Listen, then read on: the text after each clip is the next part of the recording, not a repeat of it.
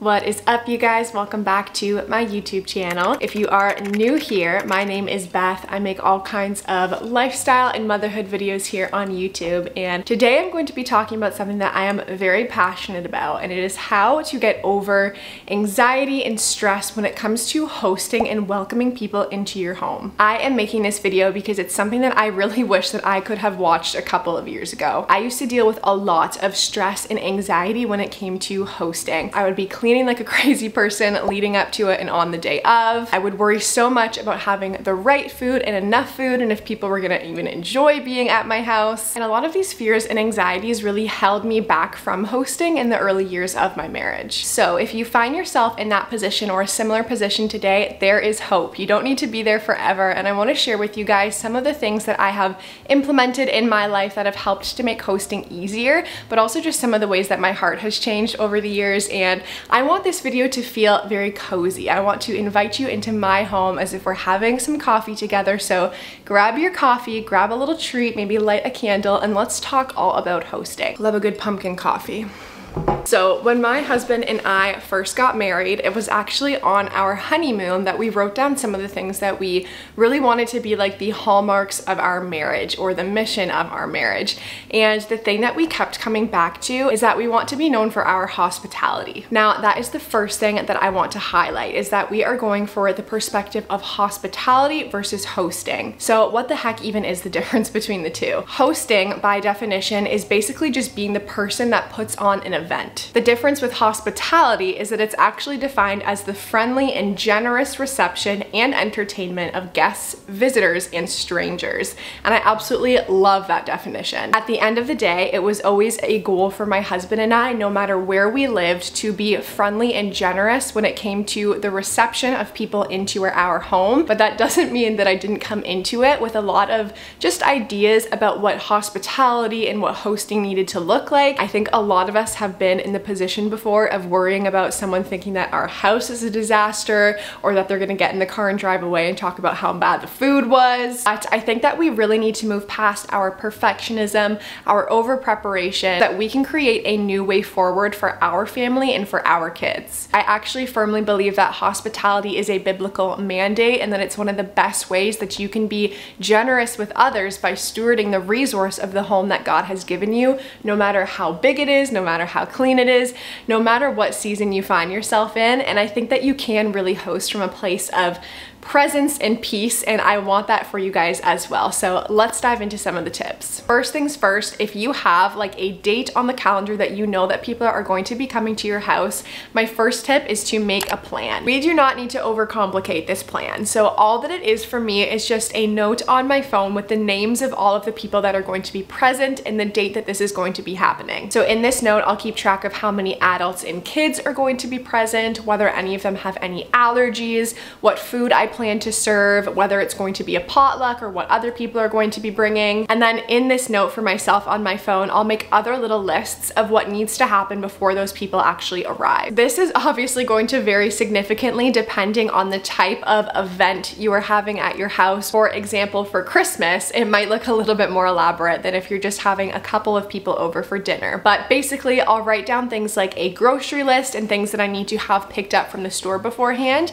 and then I will write down a chore list of the things that I want to accomplish around the house at some point before people arrive, as well as an errands list. And that's basically the pickup of anything that might not be like food or grocery related, but also needs to happen before they arrive. So for example, in the summertime, we had a lot of barbecues at our house, and making sure that we had propane for the barbecue was something that we needed to keep doing, and so that was on the errands list a lot of the time. Because all of my plans for the meal also live in this note, I will also copy paste any URLs for like recipes or direct links that I want to reference into this section too, because then when I'm cooking in the kitchen and I have my phone on me, it's really easy for me to navigate back to that recipe on the day of. So I find that this just like note system and having it all be digital on my phone is what works best for me. My next tip is the one that I think has saved me probably the most stress and anxiety when it comes to having people into our house, but it's actually to start cleaning the house a few days beforehand. Now, what I mean by that is not doing a full deep clean of your house every single time you have people over. It's actually kind of the opposite. I used to do a full deep cleaning bender on the day of an event every single time that we had people over, whether it was literally Christmas or we were having people over for a Bible study. I just felt this immense pressure to have my house perfectly clean. It was just way too much pressure to put on myself, and my expectation and standard for myself was actually keeping me from having people into my home. And so I do not do that anymore. What I actually do now is make a list in that note of the things that I like reasonably need to have done before people come over, and then I will start a lot of those house chores a couple of days beforehand so that on the day that I am going to be having people over, I'm less frazzled, I'm more at peace, and I can be more present with my guests when they arrive. For example, if I am 3 days out from having people over and I know that my house is super dusty for whatever reason, I can dust on that 3rd day out. It's not going to accumulate that much more dust in the 2 days before the event actually happens. So now on the actual day of an event, there's only a couple of things that I really feel like I need to do. And the first thing is to make sure that the house is generally picked up, like toys are put back away for the meantime, anything that's out of place is put back, the kitchen is relatively tidy, and then I make sure I go back into the bathroom and just wipe down any surfaces again before people arrive. This has made having people into my home so much less stressful. And the other thing that you have to remember is that the average person coming into your house is not coming in from a place of judgment. I literally used to stare at my baseboards and see dust on them and think that that is what people were seeing when they came into my house, but it's just so far from the truth. People are just genuinely happy to be in your home and to have a seat at your table. And if they have a heart perspective that is different from that, that is their heart issue, not yours. Another thing that I will note is that I do try and keep my house generally tidy for any occasional drop-in visitors. And so these are things that are not in the calendar, but if someone just mentions that they've had a hard day and we want to invite them over, or my husband lets me know someone is going to be popping over after work, this happens a lot of times in our lives. We are a family in ministry, and so our door is almost always open to anyone that wants to drop in. And so I try and keep the house generally tidy, and to do that, I do like 3 pickups a day, 1 in the morning, 1 in the afternoon, and 1 in the evening. And these are literally just like putting things back into their place, wiping down surfaces, to keep things in a spot of feeling like I will not be mortified if someone walks into my door. And so because that is a regular rhythm for me, and it helps me to avoid feeling just overwhelmed with the mess and the cleanliness of our home, I feel like it does make it a lot easier when I know that something is on the calendar, and cleaning my house is just a regular rhythm for me already. When it comes to cleaning, I have gotten so many questions from you guys over the years about the types of products that we use and whether or not I have found anything that has less harmful ingredients, because as a mom, I really do care about the ingredients that are in our home. That is why I am so excited to tell you guys about the sponsor for this video, and that is Blueland. Blueland is a cleaning company that creates products that are convenient, affordable, effective, and are all sourced from clean ingredients. They use no single-use plastics, from their bottles, their shipping materials, the wrappers, to the actual tablets that you use in the products. Blueland is also EPA Safer Choice certified, so basically EPA scientists have reviewed every single ingredient in Blueland's products and have confirmed that they all meet the stringent Safer Choice standards. So one of the coolest things about Blueland is that when you get their product, you'll get what they call their forever bottles. Typically for a new cleaning product, you're gonna be spending anywhere from like $5 to $10 on that bottle, and then you're just piling up bottles around your house and actually disposing of that plastic every single time you finish the product. With Blueland, you actually hold on to your forever bottles, and all you need is this tiny nickel-sized tablet that is actually just $2.25 a refill to continue using the cleaning products in your home. It's super easy to use the products. All you have to do is fill your forever bottle with warm to hot water, and then you take your tablet and drop that into the bottle, and once the tablet has fully dissolved, you put the nozzle back on. That's basically it. You can now use your product in minutes, and there is no shaking or stirring required. I personally got the Clean Essentials kit, which comes with their multi-surface cleaner, their glass and mirror cleaner, the bathroom cleaner, as well as a foaming hand soap, and I have honestly loved the experience so far. I think for me, my favorite thing is just knowing that the products are clean. I have young children in my house, and the surfaces need to be be wiped down multiple times a day. So if you are also looking for cleaning products for your home, all you have to do is click on the link in my description box to get 15% off your first kit, or scan the QR code that is coming up on the screen. They do not ever do this, and I don't want you guys to miss out. So if you want to check out their products, again, all you have to do is head to that link to save 15% off your first kit. And thank you so much to Blue Land for working with me on today's video. Okay, so my next tip for stress-free hosting / hospitality is to pre-prep some food. Once I have a plan for what we are going to be eating when people come to our house, and whether or not people are bringing things like dessert or drinks, or if we are taking care of all of it, I can start creating a plan of what needs to be cooked or prepared and when. The reason that I started doing this is because I kept finding myself in the position of having people over and being a slave to my kitchen the entire time, because I was either cooking something or cleaning something up or trying to bake something for dessert, and I wasn't spending enough time actually present with my guests. So if I am hosting a bigger meal, and the only examples I can think of for this are like Thanksgiving or Christmas, but what I will do for a big meal like that is I will start preparing the food usually the day beforehand, and I will do something like peeling the potatoes in advance or trimming down the green beans in advance, so that on the actual day of, I am not frantically running around trying to do all of this work that I could have just sat down peacefully and done a little bit of beforehand. When you know that there are multiple things that need to be in your oven or on your stovetop all kind of around the same time before a meal, I think it's best to think about what the cook time for each of those things are, and then actually work backwards from the time that you want to be serving that food, so that you're not overcrowding yourself or realizing that you've actually run out of space while you're trying to make that dinner. However, most times that we host people in our house for a meal, it's not that crazy. Depending on what I am making and how much prep it requires, or how elaborate it is, or how much cook time it needs, I will start cooking like 1 to 2 hours before people arrive, so that food is either hot and ready when our guests walk in, or there's only a couple of minutes left before we can actually eat. The goal that I set for myself is to spend no longer than the first 30 minutes of the time that our guests arrive actually in the kitchen working on what we're going to be eating. And that's just because it is harder to connect with people as they are coming in the door, be present with them, and also take care of my children if I am trying to do all of those things while also prepare an entire meal. By the time that they get there, food is ready and hot, the house smells great, and I'm actually able to connect with them, which is the reason that we have invited them over in the first place. My next tip is to keep it simple. Believe it or not, you do not need polished cutlery and fancy dishware to have people over to your house. When my husband Jared and I moved into our very first apartment, it was less than 800 square feet, and there were times that I almost let that hold me back from hosting. I felt like people would feel too crammed in there. I didn't know what we would do with coats and shoes because they would literally pour into our like open living space.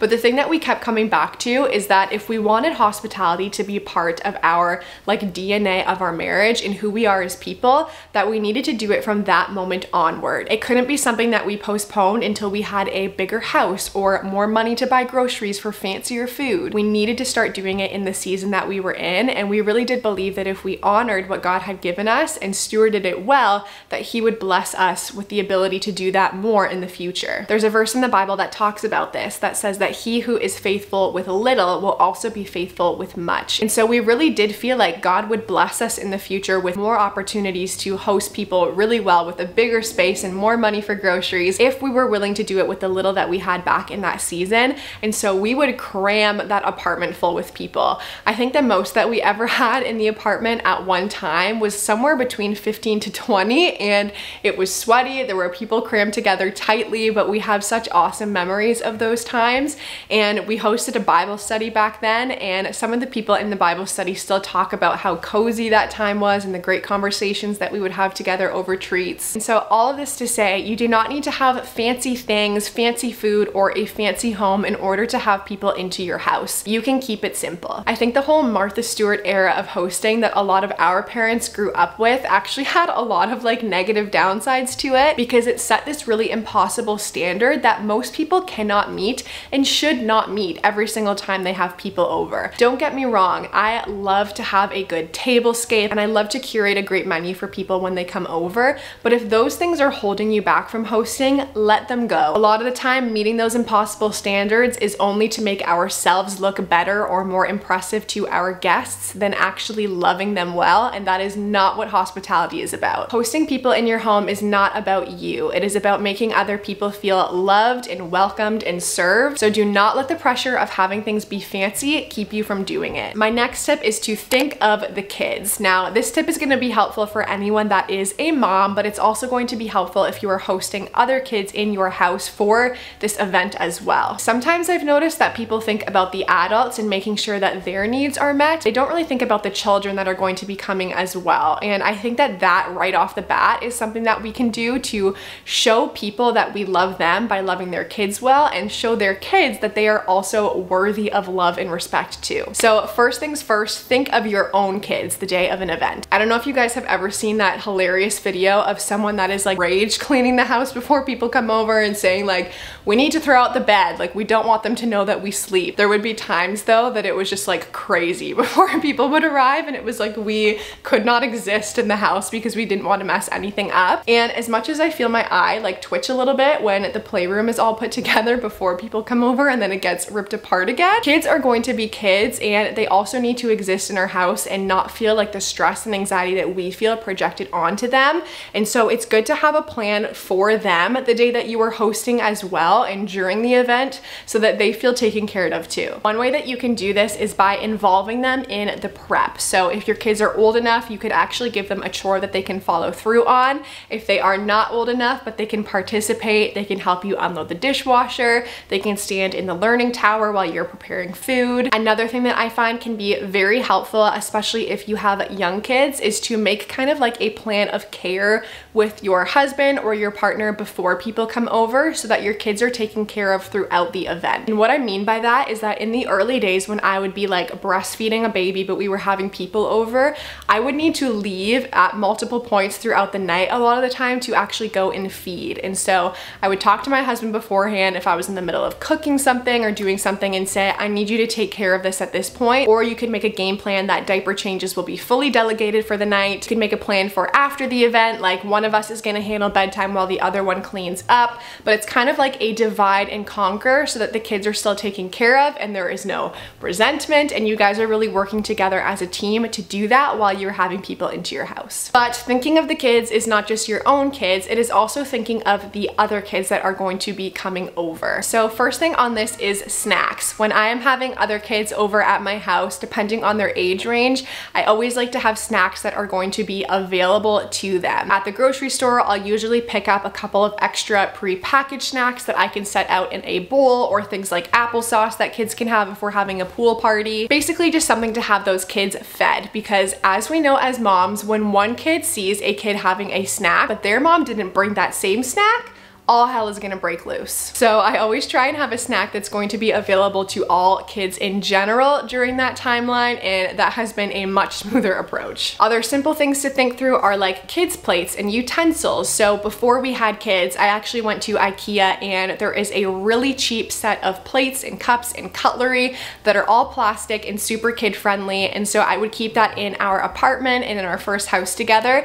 so that when other people would bring their kids over, we already had all of that like dishware ready for those kids. If you want to keep kids entertained, you could set up a little activity for them, like a little coloring zone or an outdoor activity, something to just show the kids in your lives that you care about them and that you have thought about them and their arrival to your home as well. My next tip is to set the atmosphere. This is one of my favorite things about hospitality and homemaking in general, just creating a very cozy and inviting atmosphere for the people that come into our home. I like to do this with lighting and candles, with music. When I have the opportunity, I always love to set out fresh flowers or greenery on the table before people arrive. And another sneaky thing that I will share with you guys is that if I am like baking something homemade for dessert, I will prepare it in advance and actually put it in the oven like 10 to 15 minutes before people arrive, so that the smell of like a homemade baked good is the first thing that people are hit with when they walk in the door. And it is the best thing ever, because that is often the first comment comment that we get when people come in is that it smells so good in the house, and it is because I always strategically time my baking to go in so that it smells awesome when people walk in. My next tip when it comes to hosting is to know your season. I know that a lot of us watching this video right now are young moms with young kids, and it is a really intense season of life, and hosting can feel very overwhelming and daunting. But even in the craziness of the season that you find yourself in, I think that there is something that is so powerful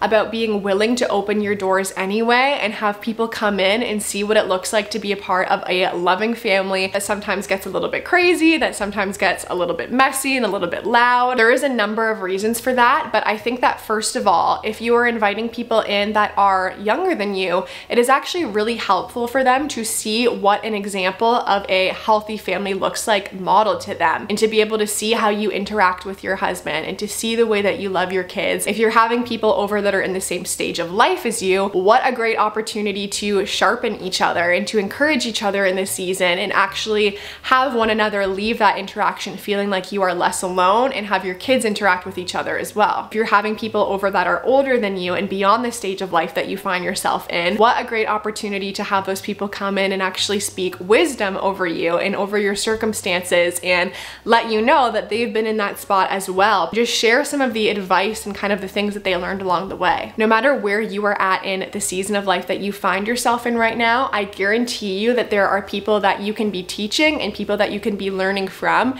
And I think that the best way to do that is to invite a variety of people into your home and around your table. That being said, if you are in a season with young kids and it feels super overwhelming to try and host a big dinner right now, host a potluck. Ask people to each bring something when they come in.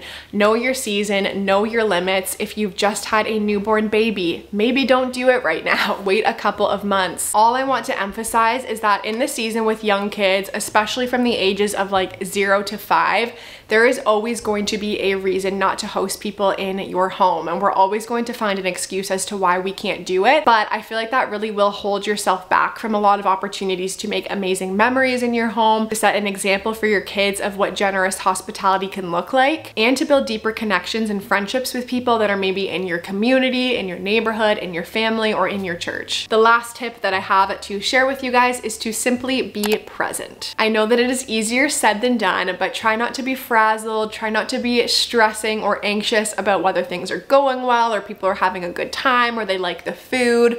My hope is that some of the other tips that I've shared in this video can help you get to that place before people arrive.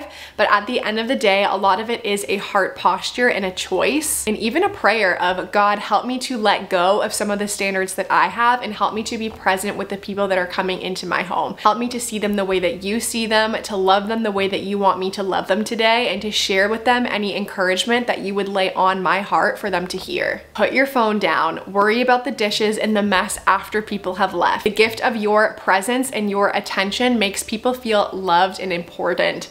The gift of your presence and of your attention makes people feel loved and important, and more than anything else that you do, no matter how clean your house is, how good it smells, how good the food that you made is, people are not going to remember those things as much as they're going to remember the way that they felt in your home. And really the way that you can make them feel the best is by giving them your attention and your presence. At the end of the day, all of these things can still go wrong. You can burn the food, you can be frazzled and stressed out while your guests are over, your house could be a disaster, the kids could be having tantrums, and people will still be grateful for the invitation into your home. And so there is grace for all of us. I really do think that hospitality and hosting is an art form, and while I'm sure it's impossible to fully master it, I hope to be much better at it in my later years of life.